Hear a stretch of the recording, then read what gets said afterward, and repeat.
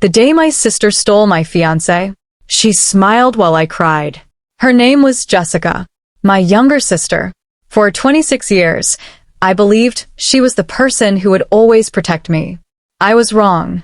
My wedding was supposed to happen in 6 weeks. The invitations had already been sent. The dress was hanging in my bedroom. My fiancé, Ryan, had promised me forever. Then one evening, I came home early. The house was unusually quiet. I walked upstairs and heard laughter coming from Jessica's room. I opened the door. My heart stopped. Jessica was sitting on the bed. Ryan was beside her. His hand was around her waist. I couldn't speak. Jessica looked at me. Instead of being ashamed, she smiled. "You're home early." I stared at Ryan. "Is this what I think it is?" He stood up. "Emily, listen." I shook my head. "Don't." Jessica crossed her arms. "Maybe you should accept that he loves me." I felt like the floor disappeared beneath me. "You knew I was marrying him." "I know. You were my maid of honor." "I know. And you still did this?" She smiled. "Because he chose me." I looked at Ryan. "Is that true?" He couldn't look at me. That was my answer. I walked downstairs, removed my engagement ring, and placed it on the kitchen table. Then I said something they never expected. "You can have him." Jessica smiled. She thought she had won, but she didn't know.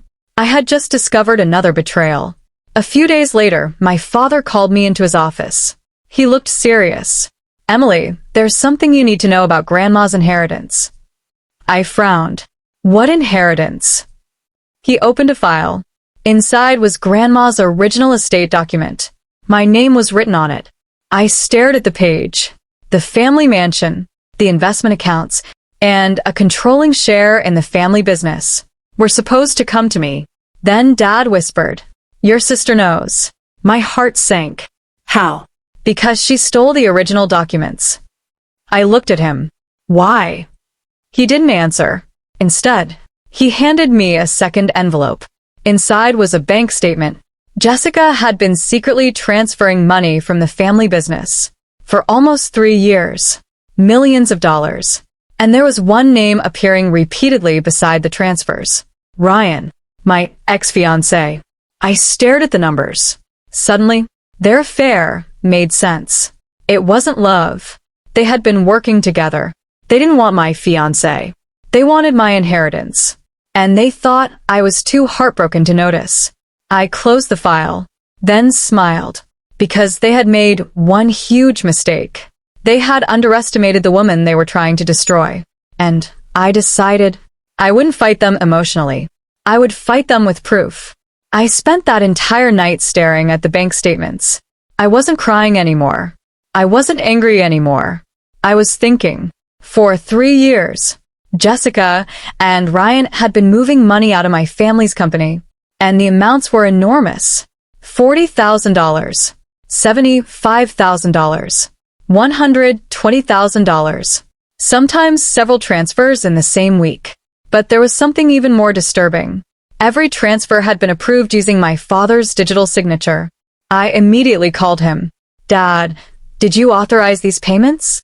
He looked at the documents. His face changed. "No." "Then who did?" He stared at the signature. "I don't know." I pointed at one transaction. This money went to Ryan's company. Dad shook his head. "Ryan doesn't own a company." I looked at him. Apparently, he does. He stood up. "Emily, don't tell anyone about this." "Why?" "Because if Jessica is involved." He stopped. "What?" He looked terrified. "Your sister may have access to more than we realize." The next morning, I went to the family company. I had worked there for almost 5 years.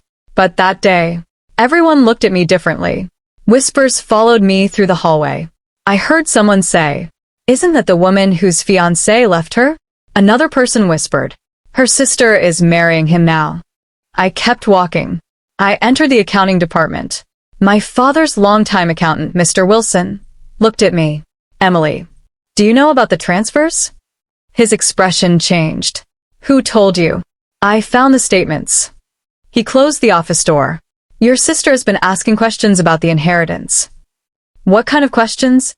She wanted to know exactly how much your grandmother left. And she also asked whether you could challenge the will. I felt sick. So she knew. She knew everything. That afternoon, I went to see Grandma's attorney. His name was Robert Miller. He had handled our family's legal matters for decades. I placed the inheritance documents in front of him. Is this real? He read the first page, then nodded. Yes. Am I the beneficiary? Yes. Does Jessica receive anything? He hesitated. Not under this will. I closed my eyes, then asked, why did Grandma choose me? Robert looked at me. Because she trusted you. What did she write? He opened an old file. There was a handwritten letter. Emily has always protected this family when everyone else was protecting themselves. My eyes filled with tears. Grandma had known.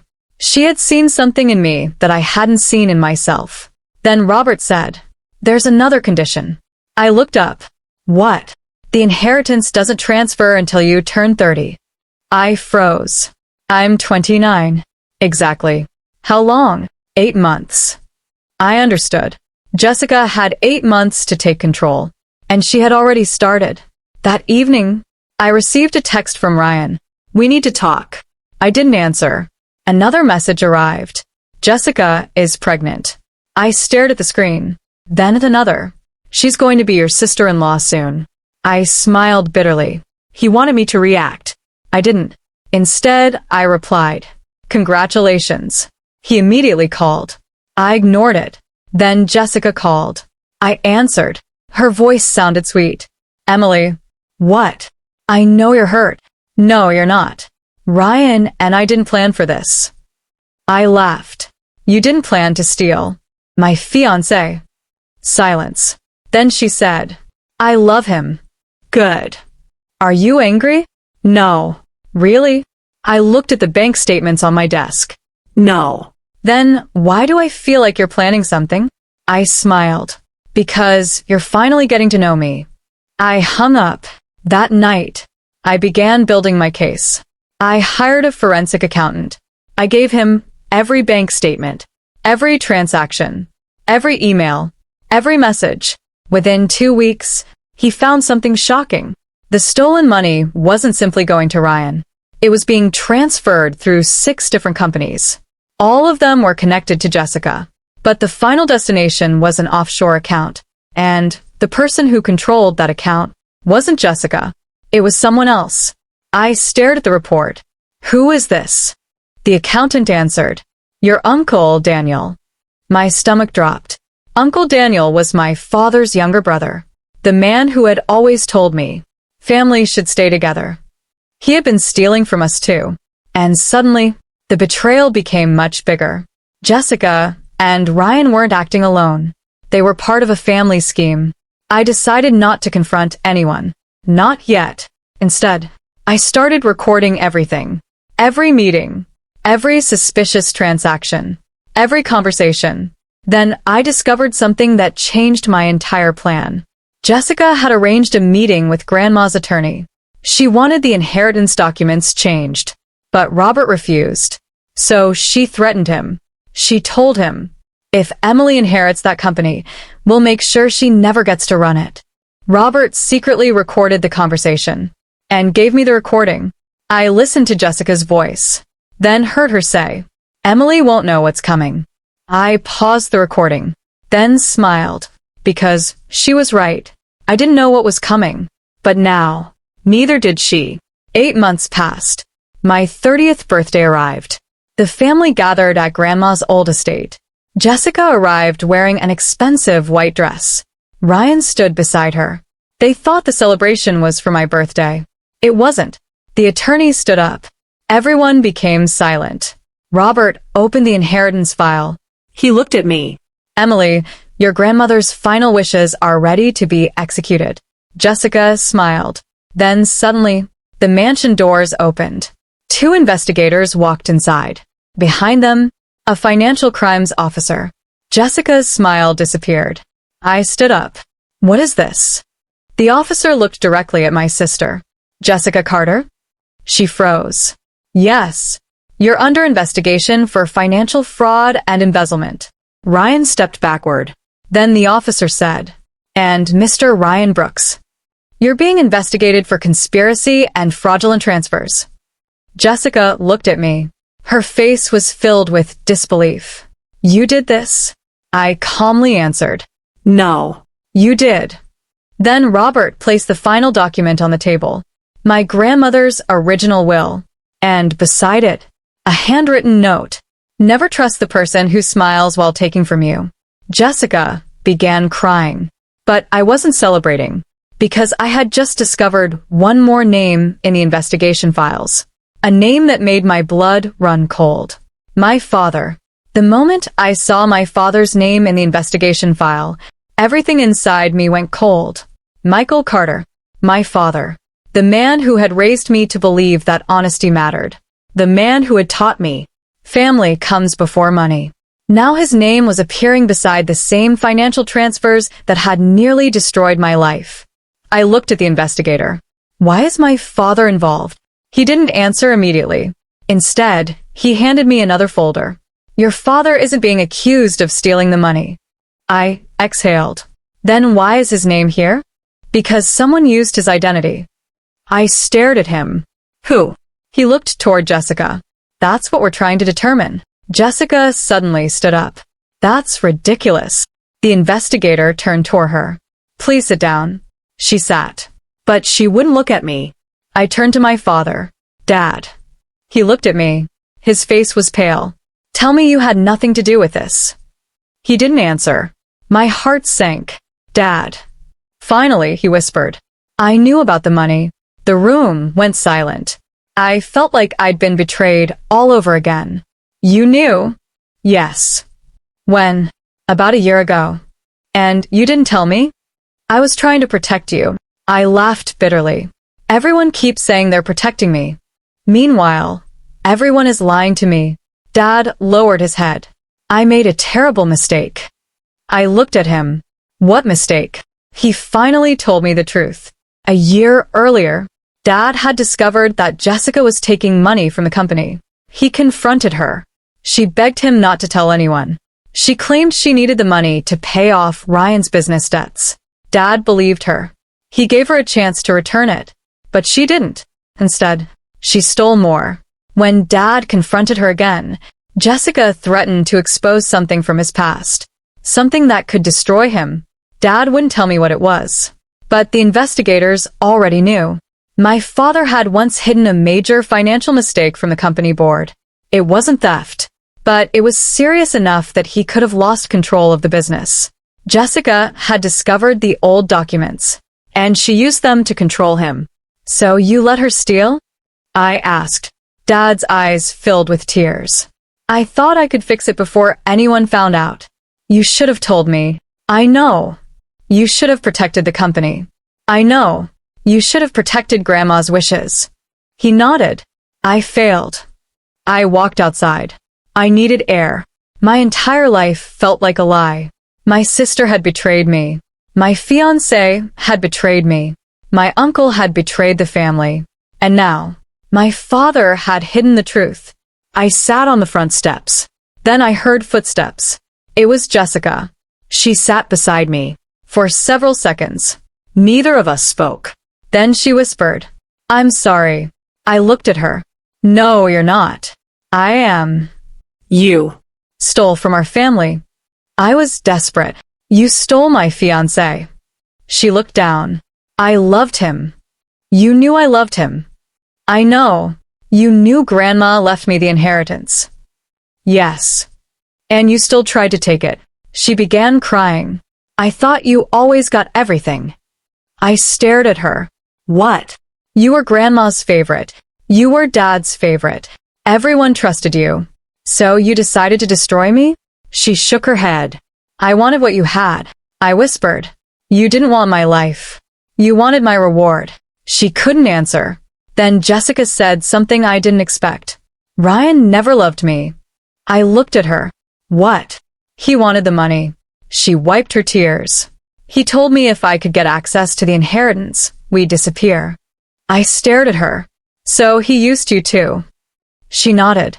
And I was stupid enough to believe him. For the first time, I felt something other than anger. Pity.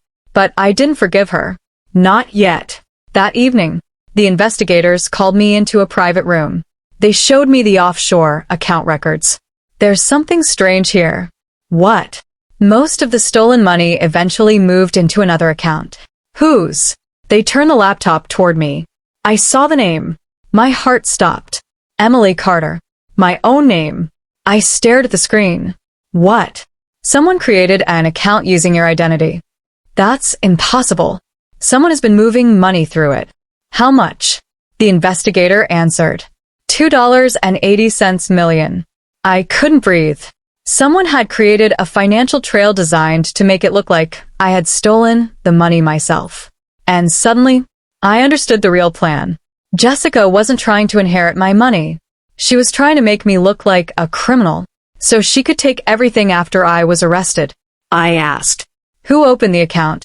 The investigator looked at me. We're still tracing it. Can you find out? Yes. And when you do, then we'll know who planned everything. That night, I couldn't sleep. At 2:14 a.m., my phone buzzed. Unknown number. I answered. Nobody spoke. Then a distorted voice said, "Stop digging." I froze. Who is this? You have no idea who you're fighting. Is this Jessica? Silence. Then, Jessica is only a pawn. The call ended. I stared at my phone. Jessica was only a pawn? Then who was behind everything? The next morning, I met with the forensic accountant. He had traced the fake account. Emily, we found the source. Who? He turned his laptop toward me. A company name appeared. Carter Holdings Consulting. I recognized it. It belonged to my Uncle Daniel. But there was something else. The company had been receiving payments from a private investment group. The group's director was Ryan's father. My stomach dropped. Ryan's family had been involved from the beginning. They hadn't simply wanted my inheritance. They wanted control of my family's entire company.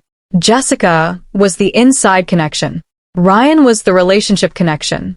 Uncle Daniel was the financial connection. And my father had been manipulated into silence. But there was still one person missing from the puzzle. The person who had designed the entire plan. That afternoon, Robert, Grandma's attorney, called me. Emily, I found something in your grandmother's private files. What? She knew this would happen. What do you mean? She left instructions. Instructions for what? He lowered his voice. She predicted that someone would try to steal your inheritance. I froze. What did she leave? A recording. Of what? Your grandmother speaking directly to you. I rushed to his office. Robert gave me an old recording. I pressed play. Grandma's voice filled the room. Emily, if you're hearing this, someone has already tried to take your inheritance. I started crying. She continued, don't fight them with anger. Fight them with patience.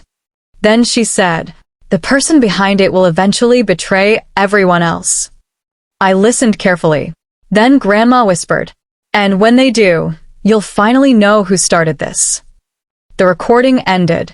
Robert looked at me. I stared at the screen. Then my phone buzzed. A new message. It contained only one photograph.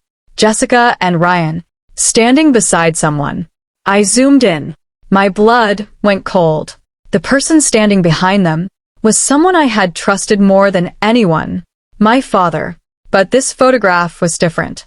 It had been taken 3 years before Jessica ever met Ryan, which meant my father hadn't simply discovered the scheme.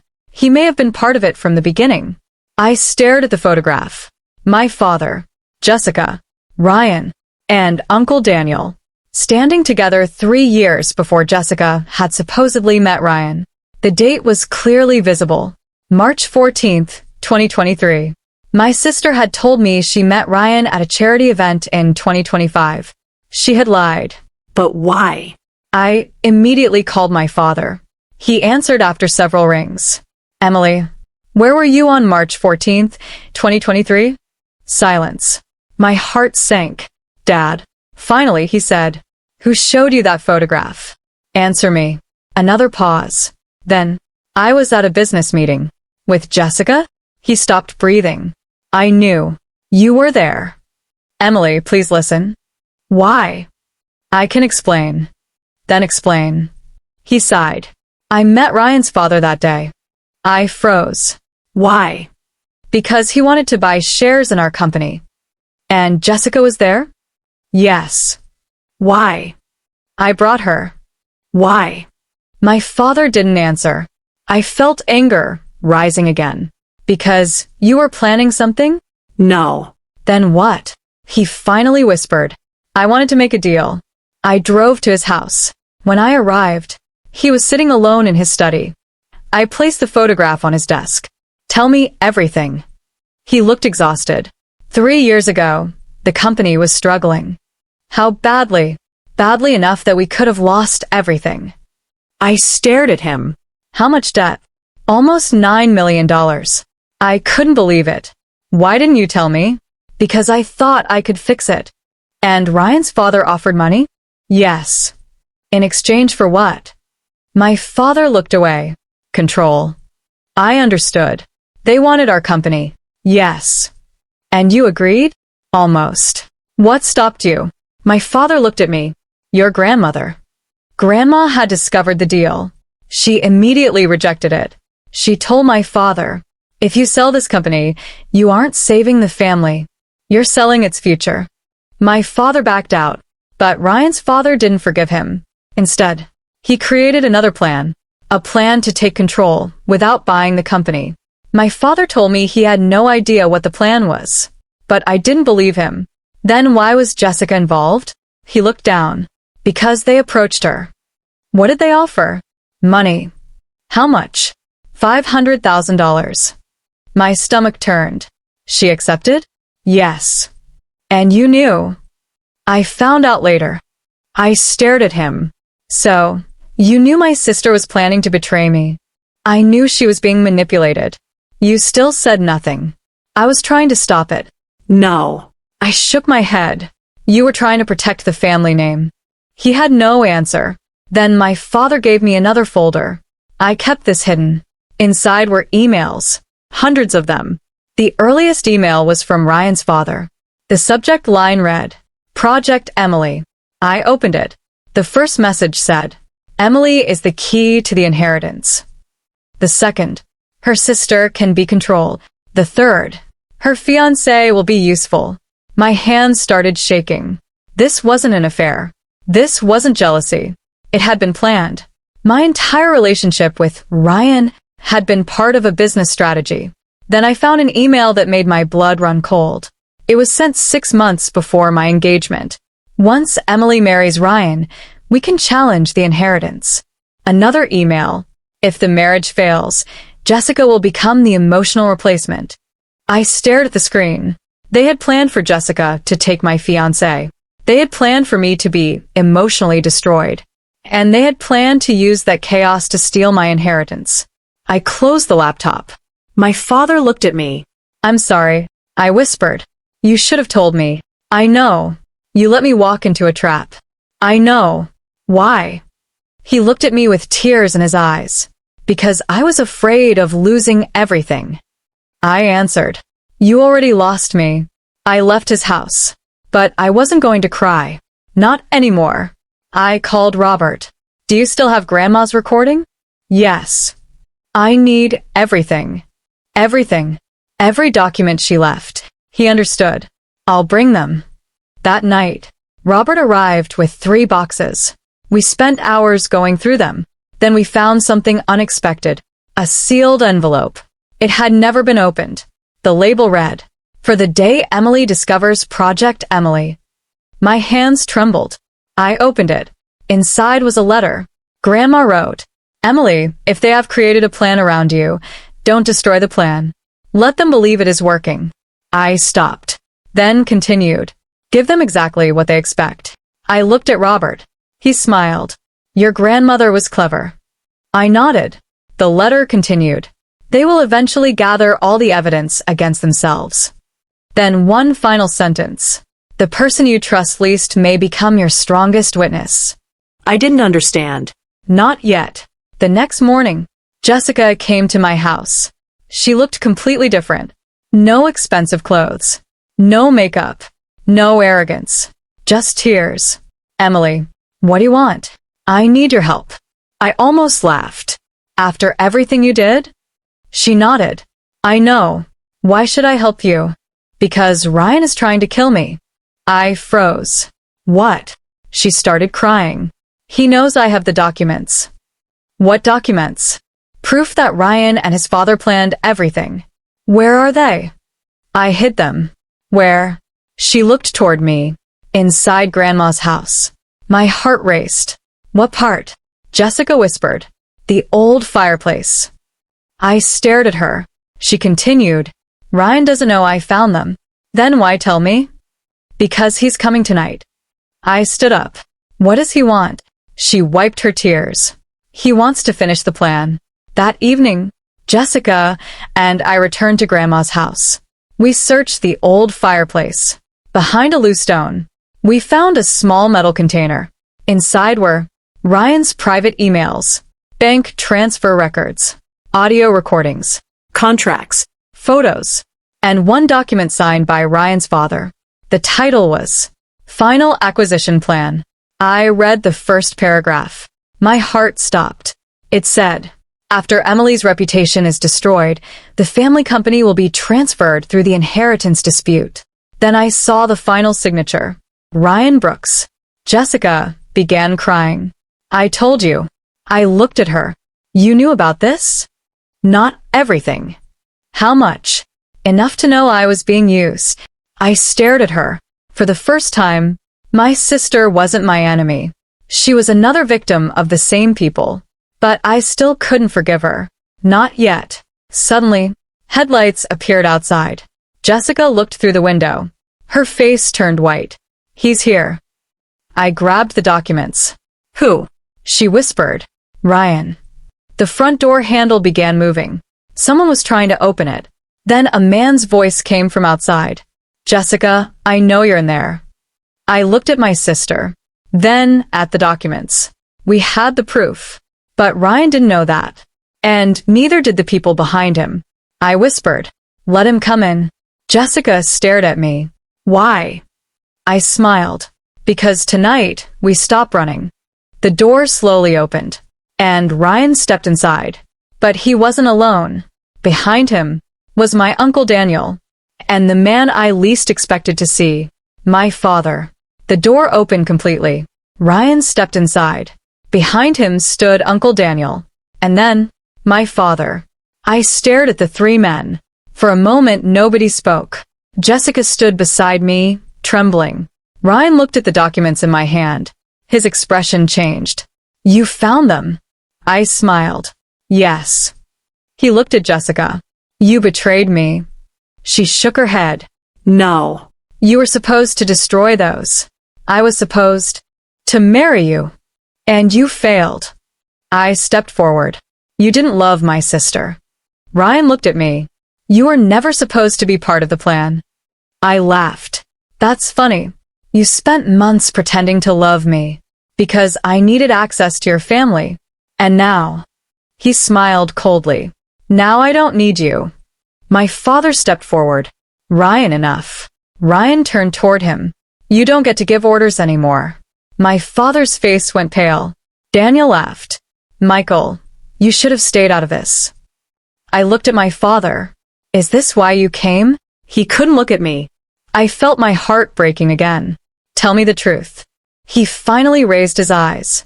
I came to stop them. Ryan laughed. Too late. Then Daniel said, Michael is supposed to sign the final transfer tonight. I looked at my father. What transfer? Daniel pulled a document from his coat. Transfer of controlling company shares. I recognized the document immediately. It would give control of the company to Ryan's father's investment group. I stared at my father. You were going to sign this?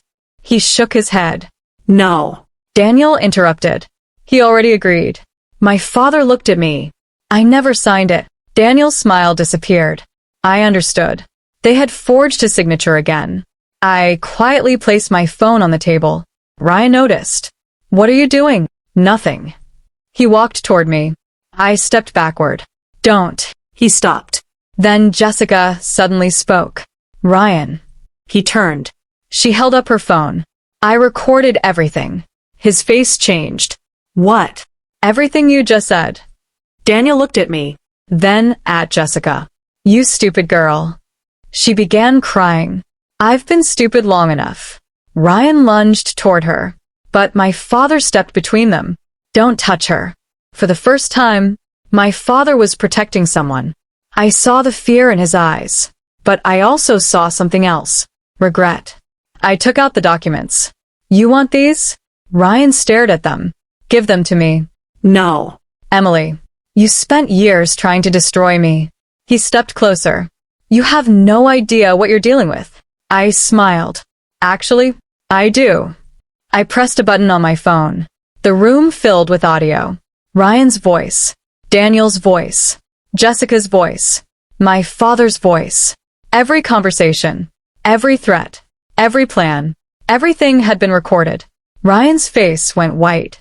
You recorded us? No. I pointed toward the ceiling. Grandma did. Everyone looked up. There were tiny cameras hidden inside the old house. Grandma had installed them years ago. Robert had discovered them in the basement. And now, we had everything. The police arrived 20 minutes later. Ryan tried to escape. Daniel tried to destroy the documents. My father stopped him. And Jessica handed the investigators her phone. The evidence was overwhelming. Bank transfers. Forged signatures. Fraudulent contracts. Threats. Recordings. Emails. Photographs. Everything. Ryan was arrested. Daniel was arrested. And within weeks, Ryan's father's investment company was investigated too. The entire operation collapsed. But my revenge wasn't finished. I wanted them to lose something more important than money. I wanted everyone to know the truth. The company held a public meeting. Employees, shareholders, lawyers, journalists. Everyone was there. I walked onto the stage. My father stood behind me. Jessica sat in the front row. I opened the folder. For years, my family had told people that I was spoiled, that I had abandoned the family, that I didn't deserve Grandma's inheritance. Today, I showed everyone the truth. I explained every stolen dollar, every fake company, every forged document, every lie. Then I played the recording of Ryan saying, Emily is the key to the inheritance.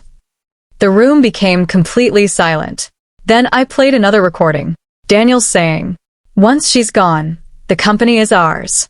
People started whispering. Then came the final recording. My father. I should have protected my daughter. I looked at him. He lowered his head.